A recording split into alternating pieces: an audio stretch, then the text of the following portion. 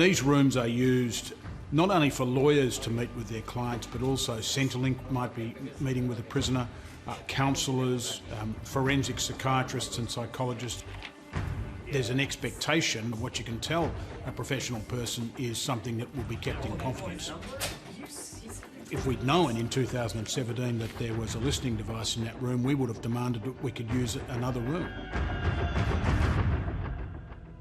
In June 2017, Tasmania Police installed 2 surveillance devices in one of the meeting rooms inside Hobart's Risdon Prison.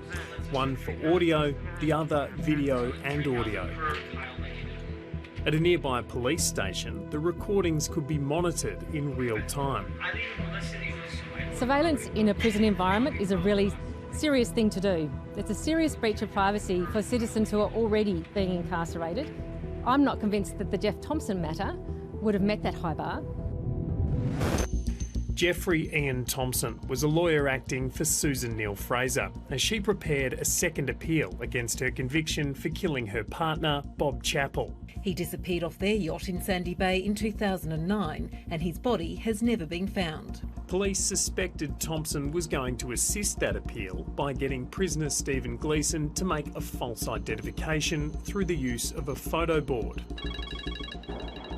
They'd formed this view after listening to an intercepted phone call and moved quickly to obtain a warrant for the surveillance devices, which a magistrate granted. I've never, in all my 30 plus years of practice, I've never come across a situation where a magistrate or any judicial officer has permitted the bugging of a professional waiting room. The meeting between Thompson and Gleeson came and went, but the surveillance devices remained on and recording for another 2 months. 723 visits were made to Risdon's 4 visitor rooms during that time. It's not known how many took place in the room which was bugged. A lot of my clients at least called me up wanting to know if their case was compromised because of those recordings, and I couldn't give them any answers. I mean, client legal privilege is one of the main pillars of the justice system. Police simply aren't entitled to have any access at all to any communication that would fall into that category. Tasmania Police attempted to use the evidence collected by the surveillance devices in their case against Jeffrey Thompson. David Edwardson was part of Thompson's legal team, which, when they found out about the recordings, fought to have them ruled inadmissible. That was a bitterly fought case, and at every single level, everything that we did was resisted. In July last year, Supreme Court Justice Michael Brett ruled the warrant for the bug was invalid because the magistrate wouldn't have issued it had they known it would be left on for so long. A key piece of evidence deemed illegal, the case against Thompson was abandoned. Hearing about our prison being bugged illegally by the police and having that be something that doesn't come to light for 5 years is highly concerning to me. What failures were there in our systems, in our oversight systems? Why did it take 5 years for this to come to light in a court case? The technical services officer who installed the bug said he was only asked to download its content once in order to retrieve the recording of Jeffrey Thompson and Stephen Gleeson. He also said real-time monitoring at the police station appeared to have been shut down after that meeting.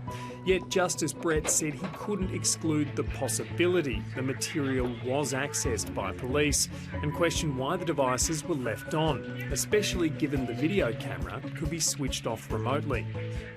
Those that we represent, prisoners, would find it very hard to believe that you would leave a listening device in a very sensitive area of the prison where there are professional visits taking place and forget about it, or, just say, oh, well, we didn't mean to leave it there for 2 months and we haven't listened to anything else.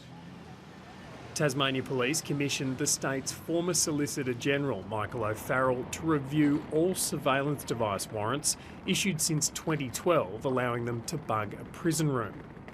This review is important. Obviously, we want to make sure that our police are complying with the rules when it comes to surveillance devices.